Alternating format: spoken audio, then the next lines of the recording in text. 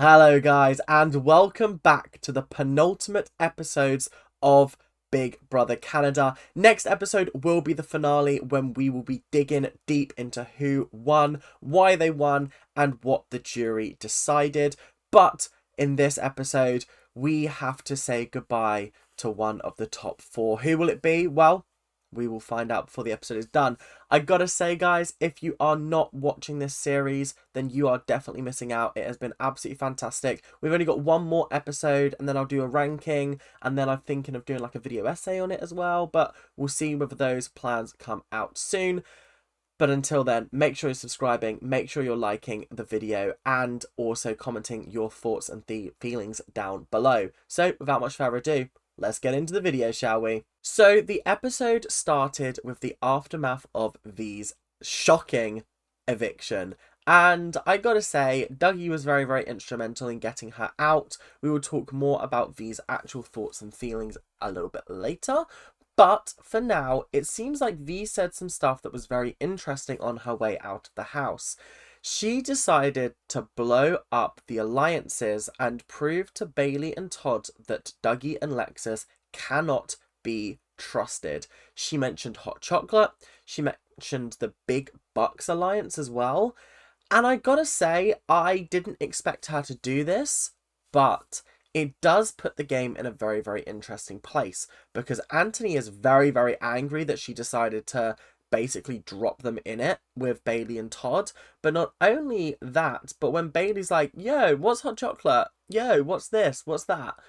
Anthony started to lie to her, then get caught in his own lies, and then tried to backtrack, and then just had to basically tell the truth anyway. It was so funny because he was asked, who's in hot chocolate? And he went, well, it was me, V, Kayla, and Avery, and we kind of stuck together. And then he accidentally dropped the fact that Lexus was also involved in it. And then Bailey was like, oh, so Lexus was in it as well. And then he went, yeah, but like not really. Like, not really in it. She wasn't really in it. He's trying very, very hard to protect the fact that him and Lexus are very much working together. But I think you've got to be blind not to see that. Like, am I the only one that feels like it's very obvious that they are working together and that Bailey and Todd are also working together? It just doesn't seem like it is very, what's the word I'm looking for? Honest from Dougie. And I think this is the moment where Bailey's like, I can't trust him, but also I can't just get rid of him. There's got to be a bigger plan in place here. So I thought that was very interesting. Nice little meddling after she'd gone. V's definitely left an impact on the house, and honestly, I kind of miss her already. So the head of household game was fairly straightforward. It was a basic question of, did this event happen before or after this event? Some of the questions were very, very ridiculous. Like, did the second HOH competition happen before or after the second have not competition? And it was like, maybe, potentially, I don't know.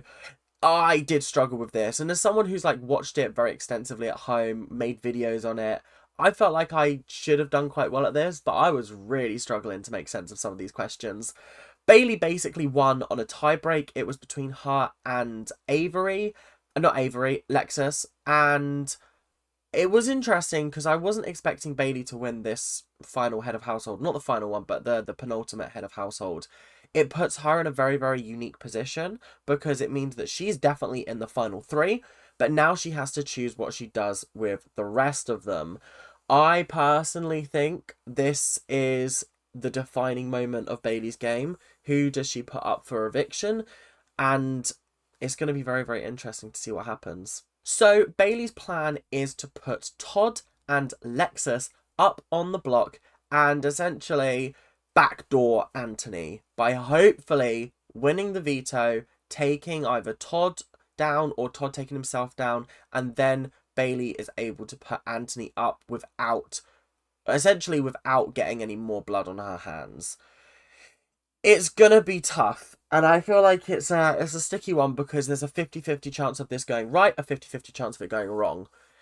And now it's getting to the point in the game where every single competition matters, and if one move goes wrong, then the game is over. The game is done. It's absolutely finito. Yeah, I don't know. I feel like this would have been a good plan to enact earlier on in the series. I think allowing Dougie to get this far in the competition is very dangerous.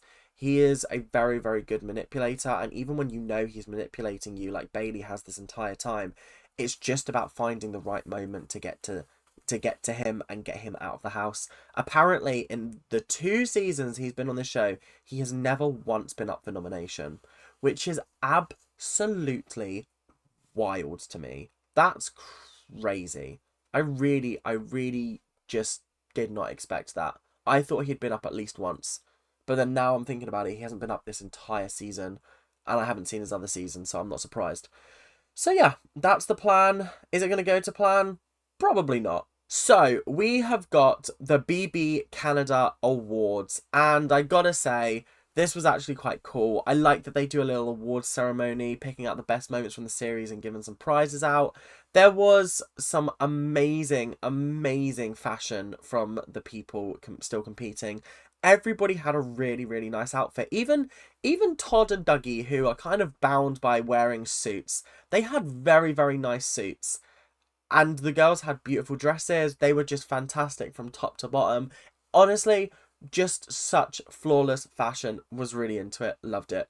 Then we had someone from a previous season, I think her name was Kuzi, basically roasted them. Stood up there and she ripped them to shreds, and it was so funny to watch. Some of them were better than others. I think the one about Todd was sort of like, okay, you're just making a couple of cheap shots here, but like some of them were funny.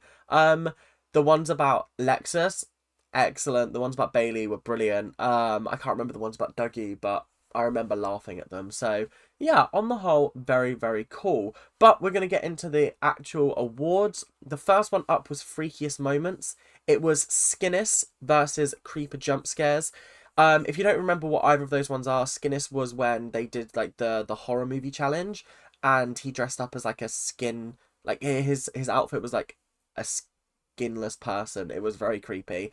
And then the Creeper Jump Scares was during the movie night massacre when those people in the masks just jumped out. The Creeper Jump Scares actually won, and then the lights went out and a creeper appeared behind them, and it was so funny. It was really, really good and very, very well done. And it was nice to see sort of the moments played to the people who obviously some of them hadn't seen these moments, so it was very good to like get to actually watch them. Then the next one up was the winner's winning moment. I was very confused by this, but it was basically like the best sort of win of the series in terms of a competition. It was Bailey versus Todd. Bailey winning the what was the challenge? The one with the hurdles. They had to like jump over step over the hurdles with blindfolds on, then arrange a puzzle. That one, I can't remember what it was called, but she smashed that one. I didn't expect her to win that. And that was when she took Todd down, and was it Elijah that was put up, or Elijah had to put somebody else up, or something along those lines? I can't remember exactly. Or maybe it was the one where Bailey decided not to change noms. I can't remember. It's been a long series, and I've been watching it for about 3 months. Then the other one, Todd's win was for the double eviction when he eliminated Todd, or he just didn't. He won the veto in the bathtub challenge. My brain is not braining right now. Really sorry, guys. Todd obviously won. His thing was absolutely fantastic. His win was so controlled, precise. It was brilliant. So he definitely deserved that win. Then we had best gross out moment. Don't Panic, which was the first challenge in the Movie Night Massacre where they had their heads in boxes. They had to balance the jars. And then In Crust We Trust. In Crust We Trust was, I think, the grossest of the series. They had to like run through horrible stinky stuff, then stick their face into like pies that had awful things in it. Yeah, it was just not good. The amount of like, yeah, wasn't fun to watch. But Don't Panic did win. I think that's just more of a that was more of a tough challenge than actually like a gross challenge. But yeah, I can understand why that did win. I think these were all public votes as well, just FYI. Then we had best Toddism. We had a bedtime story in which Elijah was telling him a bedtime story and he almost fell asleep. And then we had Nommed and Confused, which was when Elijah nominated him to go up for eviction, and he just sat there like, what? Huh? What? And they were like, you have to go sit in the chair. And he was like, oh, sorry, guys. Funny moment. And that ended up winning as well. So yeah, that was pretty much the entire BB Can Awards. Let's move on to some jury action. So V rocked up to the jury house, and I don't think anyone was expecting to see her, but they immediately knew that Dougie had been the person to take her out. V is not happy in the slightest, and it really does feel like there's a very anti-Dougie like establishment within the house. I feel like they're not entirely happy with him, and I'm not surprised. I gotta be honest. I feel like there are people in this game who have played it without destroying their relationships with the people that they voted out, like Bailey, like Todd, and then there are people who have basically ruined their chances of winning, in my opinion, which are like Lexus and Anthony. I think the worst top two that we could have out of this is Anthony and Lexus, because I think it's going to have to be like a lesser of both evils kind of thing. But yeah, I'm excited to see what else the jury house has to offer. We're going to find out more from the jury a little bit later, but for now, V's not happy, and yeah, she's going to definitely drip poison in everyone's ear and get them to vote against Dougie. I can 100% see it happening. Todd and Lexus were nominated by Bailey, keeping Dougie sweet and proving to him, oh, I didn't nominate you, so therefore we're besties, right? When she's actually trying to backdoor him. And that does lead us to the veto challenge. The veto challenge in this episode was the best one all series. The production value of this show is phenomenal. The fact that they had a train wreck built on a soundstage and had them solving puzzles like an escape room to try and get out of it. Absolutely fantastic. It was genuinely one of the best performances ever. It was such a good challenge and I really enjoyed it. However, everybody really struggled with this competition, apart from... Actually, no. Everyone struggled with this competition. Most people struggled with part 1. Some people struggled with part 2. Yeah, it was tough. So essentially the idea was they had to go through the train wreckage. They had to grab like a pole, grab the keys, open the door, then go outside and look at a combination. The combinations were basically the fuse orders. But obviously, looking from left to right, that looks like the order, but there were numbers above it which basically showed you what order it needs to go in. So it might have gone green, red, yellow, blue, but the numbers above might have been 9, 2, 5, 1. So you'd have to rearrange them. So many people struggled with that part. So many people. Todd struggled not necessarily with the order of the fuses, but mixing up B and C. There was A, B, C, but from left to right it was B, C, A. So I think he just got everything a little bit muddled up.